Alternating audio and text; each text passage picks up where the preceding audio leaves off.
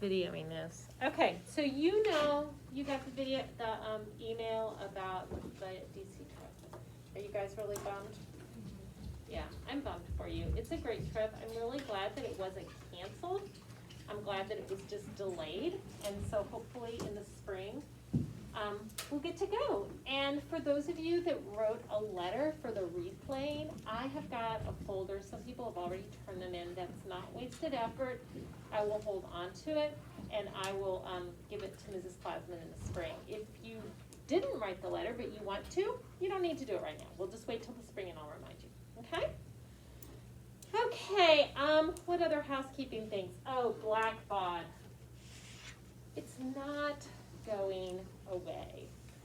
And so I had this real debate when I was posting homework for today, for that's going to be tomorrow, whether I wanted to just check it off in class or put it on Blackbaud. And I'm going to tell you, a big part of me did not want to put on Blackbaud because that syllabus was a pain. But we have to learn it. We have to learn it. In the unlikely event that we should end up going remote, that's your lifeline. So you're going to have a homework assignment, you're going to make a PDF of it, you're going to upload it to Blackbaud, and we'll check it in class tomorrow. And by checking, I mean we'll go over the answers. Everybody clear on that? Okay, you must know, I am sympathetic about technology, but you've got to seek me out if you're struggling with it, okay? Okay, so we're going to talk about persuasion. And before we start talking about this, let me ask a question. Is there anybody in here that likes to argue? Like true confessions. Like you like an argument, especially at the dinner table. Okay, this is fascinating. Last class, almost everybody raised their hand. So just a handful. The rest of you must be peace lovers, conflict resolution people. So of those people that raised their hand, is there anybody that likes to win an argument? I mean, really, nobody argues and says, I don't mind losing. Usually if you like to argue, it's because you're competitive, you're passionate, you feel deeply, and so you want to win. Okay, my final question. Has anybody in here ever won an argument with your parents? Like, and by win, I mean they changed their mind. Like, you were so persuasive that they started here and they changed their mind. Okay, Hudson, do you remember? Do you remember what it was about? I think, well, there's one with my dog's name, which was weird, but, Oh, you argued for the naming rights for your dog? Yeah. That's a big deal. Yeah. Do you remember how you won the argument? That's what I'm going for. No, I don't exactly. Well, actually, yeah. So basically, there were two bowls, and they had treats in them, and we set Hickory now loose, and there was Hickory and Maple. Uh-huh. And he went over to the Hickory bowl, but the paper fell on top of it. And then he went over to the Maple bowl, and then like they said it was Maple, but then I said no, it's actually Hickory because the paper fell on top of it. I couldn't get to it. So you were like foul on the play. He went to that first. Yeah. That was a technicality. Okay. I really like that you guys had a system. Usually we just squabble about the naming of pets. Okay, Stella, do you remember an argument you won? I don't know exactly what it was about, but I mean, no. Okay. Okay. Well, I'm going to teach you guys how to argue well. Okay, now there's two types of people. There are people that like to argue, and then there are people that don't like to argue. No matter how you are in your life, you are going to have to be persuasive. You are going to have to communicate your stance. And so we have a friend who lived many, many, many years ago, a historical figure, who came up with a method of arguing that is still used today. What do you think his name is? Okay, look at your paper. Who do you think that is? Aristotle. Okay, raise your hand if you've heard his name before. Like, okay, you've heard of him. Is there anybody who knows who he is? Okay, Luke? He was a Greek philosopher. How do you know that, Luke? I don't know. You don't know. I read a lot. Okay, so reading historical fiction, that will tell you. Okay, did anybody else know that? Greek philosopher. He's really well known. That is your first blank. And this is how we're going to take notes. I'm usually going to give you a handout, and you're just going to fill things in. So he lived in Greece, and he lived 2,000 400 years ago.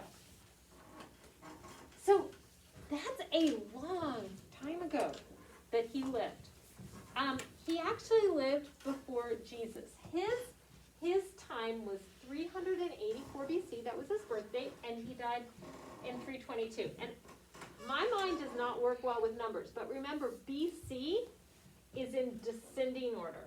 So the BCs go backwards. He was born in 384. He died in 322. Wow, he was only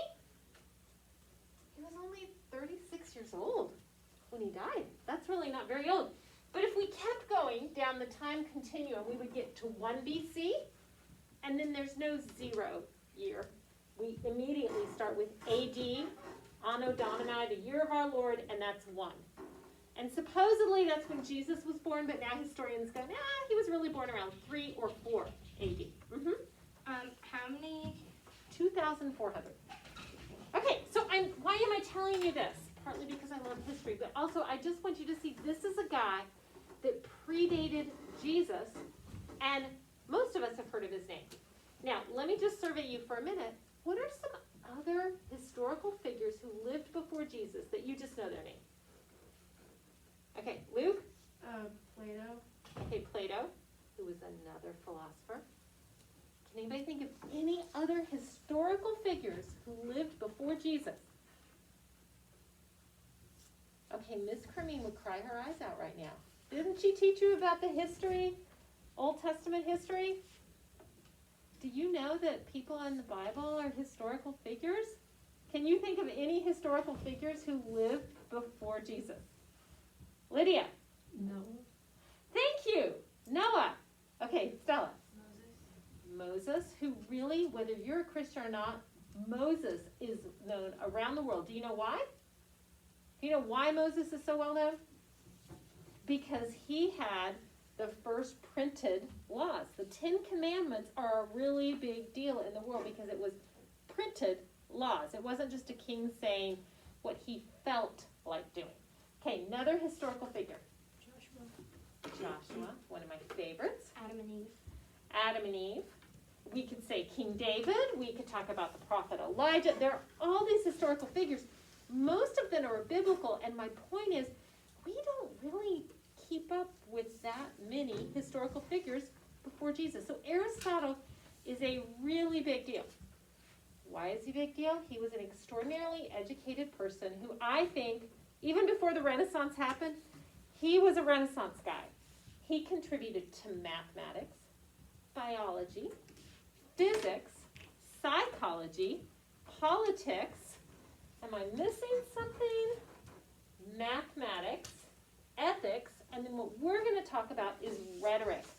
And rhetoric is the art of persuasion. It's the art of speaking well. And in the rhetoric school, that's what they want to teach you. They want to teach you not only how to know a lot, but how to communicate what you know and how to communicate it persuasively. And so Aristotle, we're going to talk about rhetoric. Oh, he lived about 400 years before Jesus. Okay? So isn't this interesting? Jesus, well, of course he's God, so he knows everybody. But the era of Jesus' time, during this time when Aristotle lived, Israel was ruled by Greeks. It was ruled by Greek generals. And so anybody that was somewhat educated would have known of Aristotle back in Jesus' time. Okay, so one of Aristotle's greatest contributions was explaining how people are persuaded to change their mind, the art of argumentation. And so he came up with these 3 elements that are often called rhetorical appeals. This is what I want you to write down. Rhetorical appeals. And these are not new to you. What are they? What are the 3 rhetorical appeals? Hudson? Okay, logos, pathos, and ethos. You guys had these last year, right? Okay, so how did you, without doing this, how would you define logos? Cal, do you remember from last year what Mrs. Smith said? I forgot. Okay. Logic. Logic. Okay, that's the shorthand. Logos is logic. How would you define ethos, Luke? Credible sources and. Credibility. Okay, so if you wanted one word, logos is logic, ethos is credibility. And what is pathos? Anybody remember? Will, do you remember? Keenan? Emotion. Emotion. Okay? So basically what he said is we need to appeal to people's logic, we need to appeal to their heart, and we need to establish ourselves as credible, as trustworthy. And this is brilliant. In fact, if you watch people that are really, really good communicators, does anybody know who Nito Cobain is? Who is he? He's like the president of High Point University. He's the president of High Point University. He immigrated here from Lebanon. If you ever have a chance to watch him speak, he is brilliant. In fact, he's the type of speaker that you listen to and you kind of lose track of time because he's so captivating. He does logos, pathos, ethos brilliantly. And so people that are good speakers appeal to all three of these. So we're going to go through this morning and we're going to define these. And I'm going to give you some notes under each one. And then we're going to practice recognizing them. Now, I'm going to tell you, here's kind of the classical conundrum. In school, and not just at Caldwell, but I would say most schools really focus on logos, on logic. We're trying to give you facts. We might focus on ethos because that's about researching and finding people that support your position. But we're not very good at pathos. I mean, when was the last time you were asked to write a paper to express your emotion? Not often. But when you go home and you're sitting around the kitchen table with friends or family and you're debating whether vaccinations should be mandated, which one of these is the strongest? Logos, pathos, or ethos? Pathos. I don't know. For me, those discussions are super emotional. I think we live in a super emotional world. And so we're teaching you to be logical and to have ethos, but then you go out in the world and there's all this emotion. We've got to teach how we can engage logic with emotion. That's how you win arguments. So that's one thing I'm really excited about doing. I started doing this 2 years ago, and when I did, the quality of mini thesis like shot up. And last year they were unbelievable, and it's because they did all three of these rhetorical appeals. Okay, so let's talk about this. So logos appeals to logic and reason. Second thing I want you to write in that column is historical and scientific facts. So you could have a historical fact so you're just writing it under logos. So historical fact, Aristotle was born in 384 BC. Okay, that's a truth. Scientific fact, what would be okay. Water freezes at 30 degrees Fahrenheit. Okay? Or I could give you a statistical fact if I said the population of the world has grown in the last 10 years. Okay? I could give you numbers or I could give you generalizations, but it's scientific or historical, that would be logos. Okay, next thing I want you to write is studies and statistics. So anytime you see numbers, you're writing studies and statistics under logos. If you see something with numbers, like sometimes you'll see this on the TV, 3 out of 4 consumers prefer Colgate. Something as simple as what you buy. That's a statistic. That's logos. But then there might be something like a study, like the University of Toronto conducted a study of 13 to 18-year-olds and found that 95% of them have a social media app. That's kind of stating the obvious, but if you have somebody who's done a study, they've actually counted and quantified, that's logos. That shows you know what you're talking about. Okay?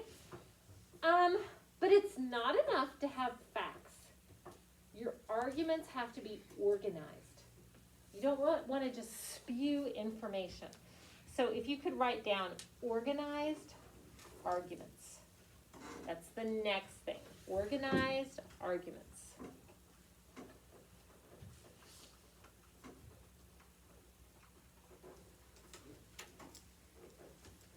Okay. And then the last thing I want you to write down, there's actually two things. I want you to write strong reasoning, which is really just another way of saying logical. And you want to have no logical fallacies. No logical fallacies. So, does anybody know what a logical fallacy is? Luke? Not, it's been a while since I've studied them. I don't remember exactly what they are. Maybe your 7th grade friends would remember because they had to do logic last year. But basically a logical fallacy is when you do something that's illogical, and there's names for different types. But if I said today is Wednesday and it's raining, therefore it rains every Wednesday. Freddie, is that logical? Okay, is it going to rain next Wednesday just because it's raining today? No. Okay, so that would be an example of a type of logical fallacy called a non sequitur. There's all sorts that you're going to learn, compliments of Mr. Wilby, and then we're going to talk about in this class. But you have to be logical. It has to make sense. And if you're illogical, people will not believe you. Okay? Okay, so that's logos. Let's jump over to ethos. Weston, what is written under that column, under ethos? Appeal to authority, eye credibility. And credibility. So appeal to authority and credibility. So I'm a history major. I'm a writing teacher. If I were to come to you and say, I know that in the next 50 years, the human race will go extinct.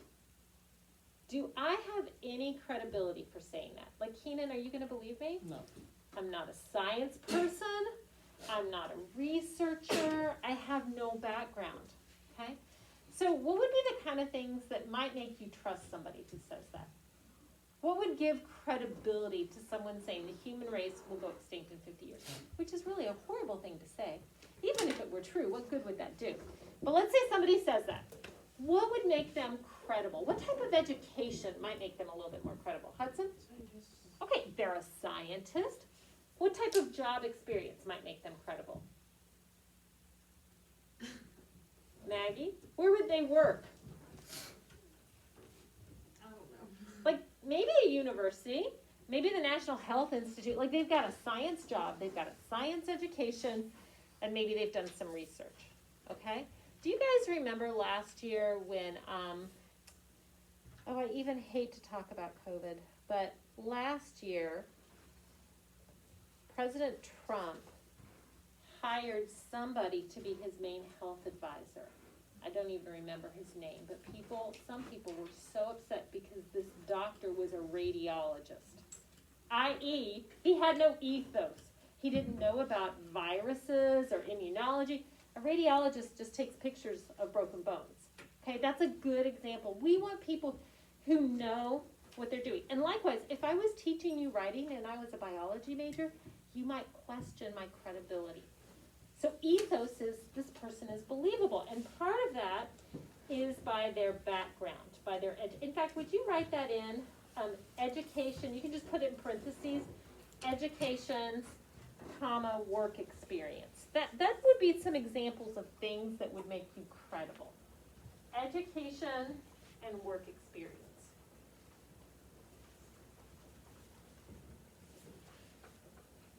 Okay, I'm going to give you something else. Under ethos, if a speaker is supported by other experts. Supported by other experts.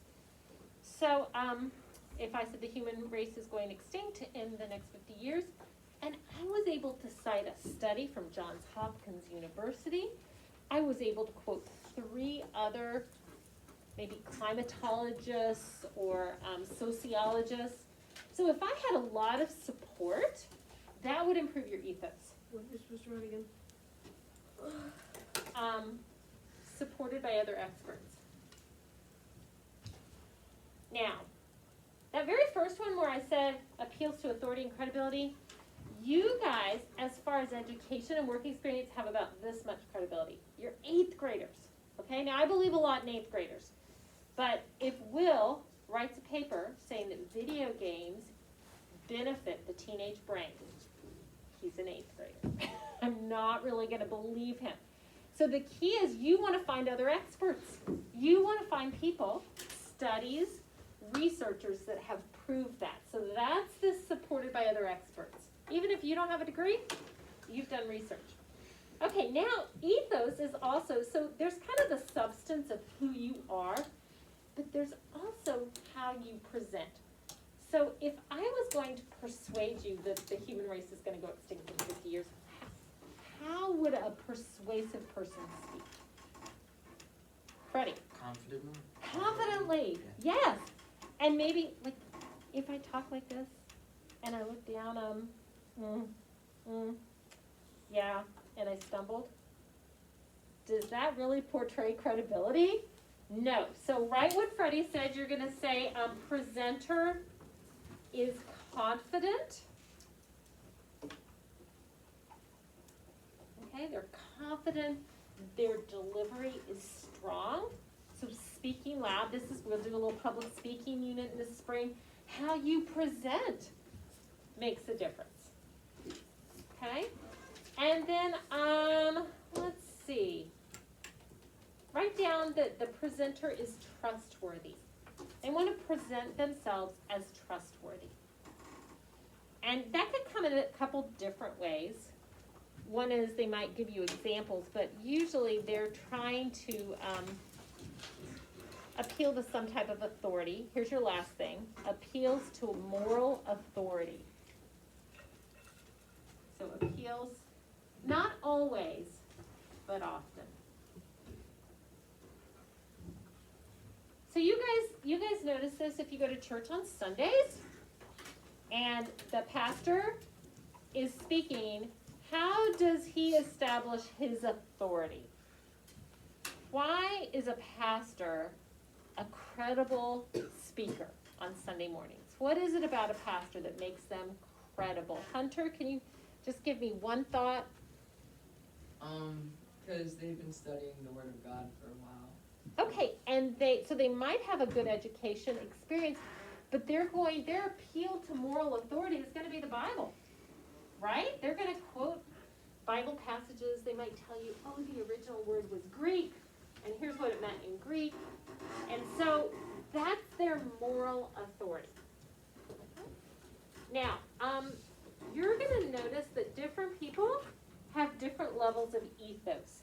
Even among your teachers, you might notice like some seem a lot more credible than others. And so that's something that you can acquire, you can practice.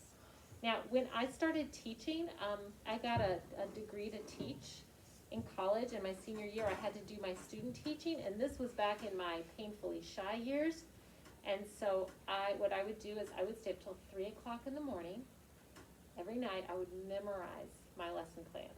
Because somehow I knew that I needed to come across as confident, or else these high schoolers would eat me alive.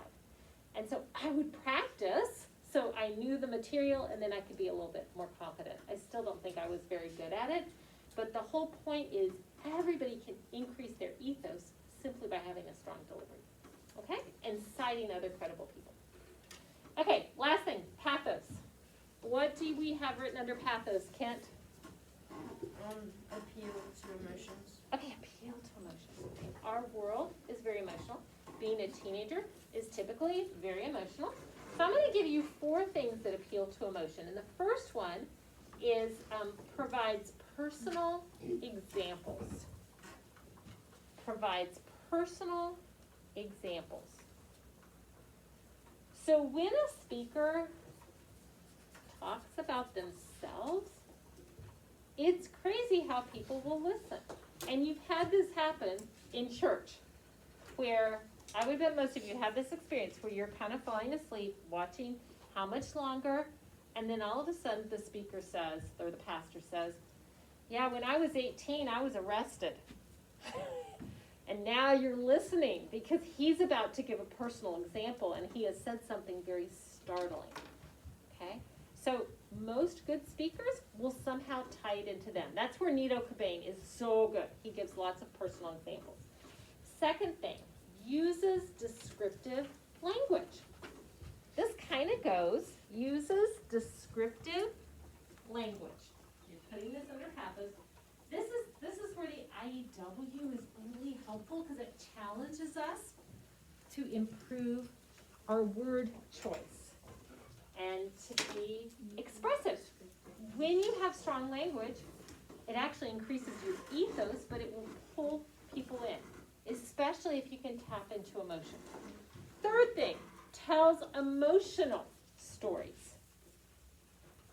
So, somebody could give a lot of statistics about the harm of drunk driving, but if somebody stands up and tells you the story of how their sister died in a drunk driving accident, like all of a sudden you are riveted. Same thing with COVID. We hear all the time about the statistics of COVID, but it didn't really start impacting us until we heard stories like my neighbor was in the hospital for 4 weeks in ICU because of COVID. Like now it's personal, okay? So emotional stories will do that. And then lastly, on pathos, the speaker identifies with the audience. You want to find some way of identifying with the audience. And sometimes speakers will say, oh, I know some of you may feel nervous, some of you may feel bored. Like the speaker tries to build this emotional bridge and tries to show the audience, I get you. I'm just like you. In fact, you see this whenever people run for president, no matter how wealthy they are, no matter how successful they are, they always want to talk about, I struggled. I came from a family that struggled. I remember what it was like to be poor. I remembered what it was like to have a single mom. Because they're trying to identify with the audience. Okay? Okay, so we're going to practice doing this. Tomorrow, you guys are going to get your first writing assignment, which is a 1 paragraph.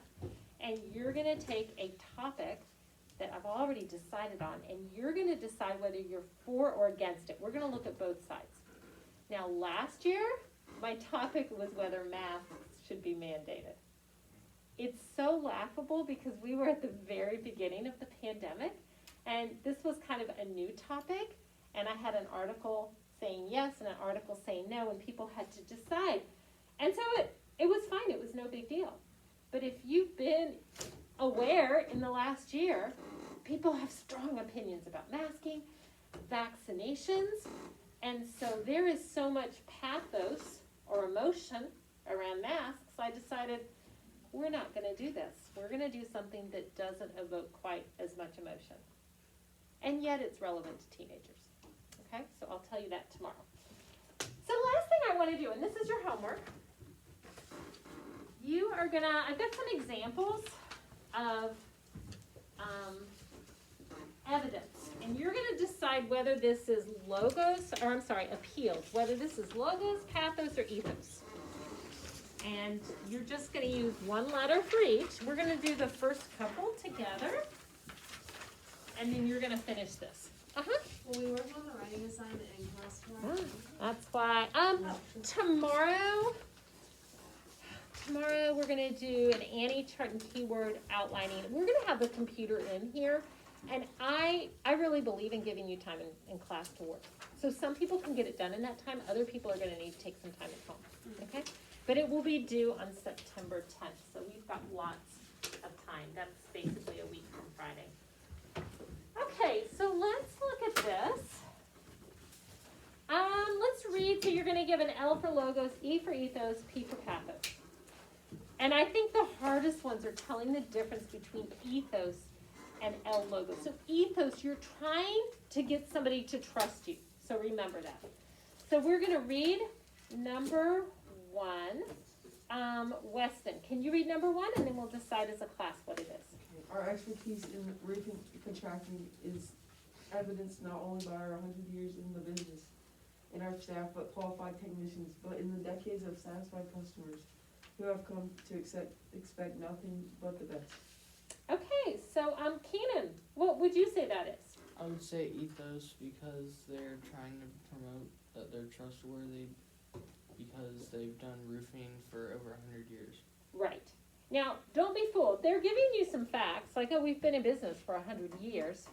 But this overall thrust is trying to get you to trying to establish their credibility, trying to get them to trust you. So you should write an E next to that one. Okay, Stella, can you read number 2?